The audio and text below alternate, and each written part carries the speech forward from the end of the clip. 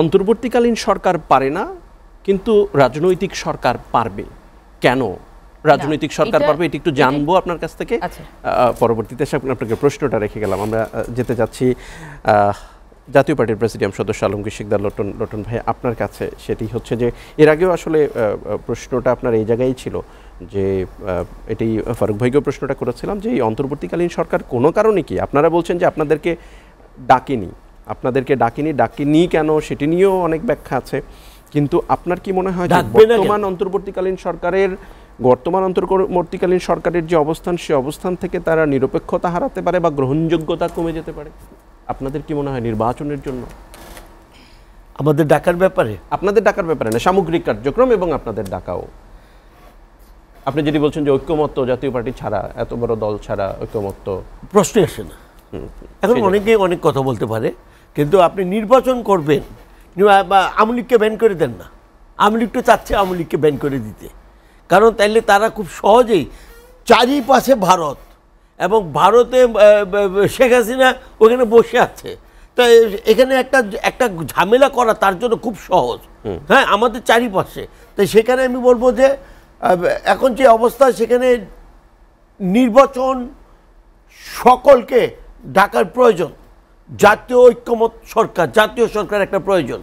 আমি ডক্টর ইউনূসকে বলবো যে আপনি বিশ্বের কাছে যেই মানদণ্ডে আছেন, কোনো ন্যাক্কারজনক ঘটনায় আপনাকে একটা কুলুষিত করুক, সেটা আমি ব্যক্তিগতভাবে চাই না।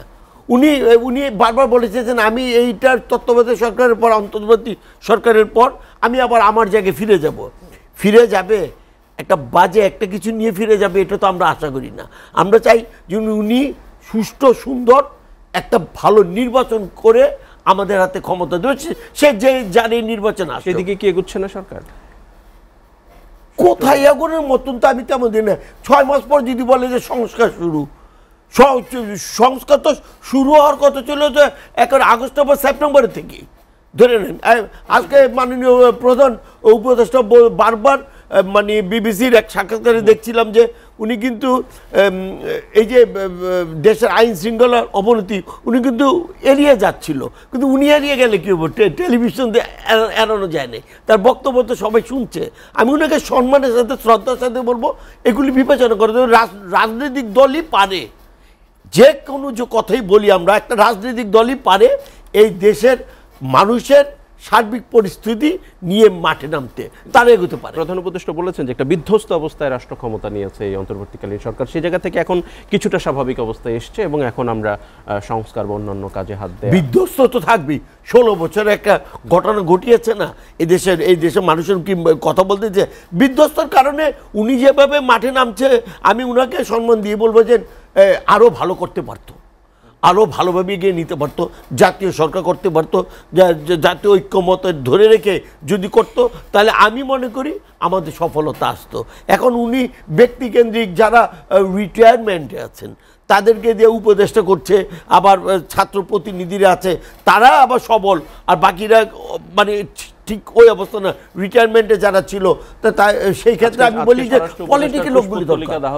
হ্যাঁ, আজকে স্বরাষ্ট্র উপদেষ্টার কুশপুত্তলিকা দাহ করা হয়েছে। এখন এই ভদ্রলোক মানুষ, আমরা উনার প্রিভিয়াস রেকর্ড জানি যে অত্যন্ত ভালো লোক। হ্যাঁ, তা এখন উনি পারছে না কি কারণে এটাও কিন্তু খেয়াল করতে হবে। পুলিশ একটা ট্রমায় ভুগছে, মাঝে মাঝে বলে কি পুলিশ ট্রমায় ভুগছে। আরে পুলিশ তো ট্রমায় ভুগবেই, মানুষের প্রকাশ্যে গুলি করছে, গুলি করার পর প্রায় পুরস্কার নিয়েছে, লক্ষ লক্ষ টাকা তারা আত্মসাৎ করেছে। হ্যাঁ, আর্মিদের বাসায় কোটি কোটি টাকা পাচ্ছে, তো এরা তো ভয় এখন পাবে না, এটি তো স্বাভাবিক। ওই ট্রমায় ভুগছে, নট দ্যাট নট মিনিং যে তারা মানুষের ভালো কাজ করাতে ট্রমায় ভুগছে, এটা না। ট্রমায় ভুগছে তাদের অপরাধের কারণে। তাই এই অপরাধের কারণে থেকে 90,000 পুলিশ আওয়ামী লীগের সময় আসছে। এই 90,000 পুলিশ তো বাদও দিতে পারে না। হ্যাঁ, ইনক্লুডিং 10 লক্ষ আওয়ামী ট্যাগ লাগানো সরকারি আধা সরকারি সব অফিসার আছে। তো এই অবস্থায় তো এখান থেকে বেরিয়ে আসা ডক্টর ইউনূস সাহেবের কাছে খুব একটা দুরূহ ব্যাপার। সেই কারণেই নির্বাচন দরকার, কোনো রকম দিয়ে নির্বাচিত ব্যক্তিদের হাতে ক্ষমতা দিতে পারলে এটুকু আমি আশা রাখি যে নির্বাচিত প্রতিনিধিরা সঠিকভাবে তারা সিদ্ধান্ত। কিন্তু আইনশৃঙ্খলা বিএনপির বড় দল হিসেবে তাদের দায়িত্ব পালন করে যাচ্ছে, সংস্কার প্রস্তাবও দিয়েছে। নির্বাচনে প্রফেশনাল ভোটিং সিস্টেমের বিএনপি বিরোধিতা করছে, জাতীয় পার্টি আপনি যে অভিযোগ করছেন যে তাদেরকে সরকার ডাকছে না, সামনে ডিসেম্বরে যদি নির্বাচন হয়, নির্বাচন নিয়ে জাতীয় পার্টি আসলে কতটুকু প্রস্তুতি নিচ্ছে? ধন্যবাদ। প্রথম হলো ওই ৫ তারিখে ১২টা পর্যন্ত আপনি বললেন না যে হেড অফিসের জাতীয় পার্টি ছিল, সেদিন কিন্তু বিএনপিকে ক্ষমতা দেওয়ার জন্য, তারেক জিয়ার কাছে ক্ষমতা দেওয়ার জন্য তারা বলেছে। আবার আমাদের পার্টির চেয়ারম্যান জাতীয় সরকারের কথা বলেছে। আপনারা তো তখন ছিলেন, আমরা বাইদা বাই শুনেছি, আই ডোন্ট নো রাইট ও রং হইতে পারে এরকম একটা, কিন্তু বিএনপি কিন্তু সেদিন নেয় নাই ক্ষমতা। আমরা ছিলাম না, আমরা রাজপথে ছিলাম। হ্যাঁ না, ওই ছিলেন মানে এটাই বাইদা বাই আমি শুনছি। হ্যাঁ, তা বিএনপি বলতে বিএনপি কিন্তু নেয় নেই, বিএনপি নেয় নেই, কারণ বিএনপি বলেছে আমরা নির্বাচনের পর জাতীয় সরকার করবো সবাইকে নিয়ে। তা আর আপনি বললেন যে নির্বাচন, তথ্যটা আমি আজকে ফার্স্ট শুনলাম। হ্যাঁ হ্যাঁ, আমি এর আগে আর কথা শুনি নাই। না না শুনেন নাই। হ্যাঁ, আমি বললাম রাইট অর রং, তবে আমি যতটুকু শুনতে পেরেছি।